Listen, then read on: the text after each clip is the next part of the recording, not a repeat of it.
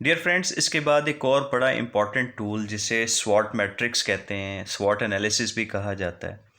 और बेसिकली हम जितने भी एनालिसिस कर रहे होते हैं, ये उसकी एक समरी, एक पिक्चर जो है वो हमें दे रहा होता है।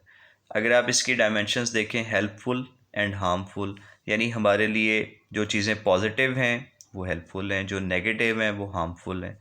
और ये चीज़ें इंटरनल भी हो सकती हैं यानी विद इन ऑर्गेनाइजेशन, और एक्सटर्नल भी हो सकती हैं यानी ऑर्गेनाइजेशन से बाहर। तो वो चीज़ें जो विद इन द ऑर्गेनाइजेशन हैं और हमारे लिए हेल्पफुल हैं, पॉजिटिव हैं, उन्हें हम कहते हैं स्ट्रेंथ्स।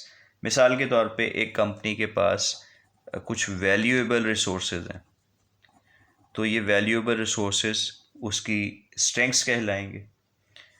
सिमिलरली, अगर नेगेटिव चीज़ें और कंपनी के अंदर मौजूद हैं तो इसे हम वीकनेस कहेंगे। जैसे अगर कंपनी के कुछ प्रोसेसेस जो हैं वो इनफेक्टिव है, तो ये इनफेक्टिव प्रोसेसेस उसकी वीकनेसेस कहलाएंगे। अच्छा, वो पॉजिटिव चीज़ें जो हमारे एक्सटर्नल एनवायरनमेंट में मौजूद हैं उन्हें हम अपॉर्चुनिटीज़ कहते हैं। जैसे गवर्नमेंट जो है वो किसी इंडस्ट्री को कोई सपोर्ट देती है अपने किसी इनिशिएटिव के थ्रू, तो इस चीज़ को हम अपॉर्चुनिटी समझेंगे, क्योंकि गवर्नमेंट का ताल्लुक एक्सटर्नल एनवायरनमेंट से है और सपोर्ट मिलना एक पॉजिटिव या हेल्पफुल चीज़ है।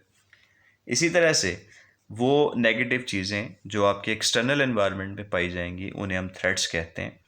जैसे अगर कोई इंटरनेशनल कंपनीज़ हैं और वो इंटरनेशनल कंपनीज़ या ब्रांड्स हमारी इंडस्ट्री में एंटर हो रहे हैं, हमारी मार्केट में एंटर हो रहे हैं, एंटरिंग इन द मार्केट, तो ये हमारे लिए एक सोर्स ऑफ थ्रेट बन जाएंगे।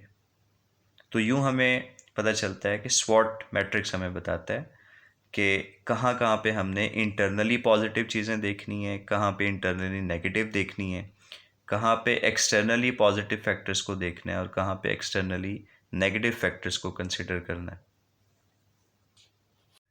इस वीडियो के हैंडआउट्स का लिंक जो है वो नीचे कमेंट सेक्शन में दिया गया है, वहाँ से आप डाउनलोड कर सकते हैं। अगर आपको ये वीडियो अच्छी लगी तो इसे लाइक कर दें, चैनल को सब्सक्राइब कर लें और दूसरों से भी शेयर करें। Thank you.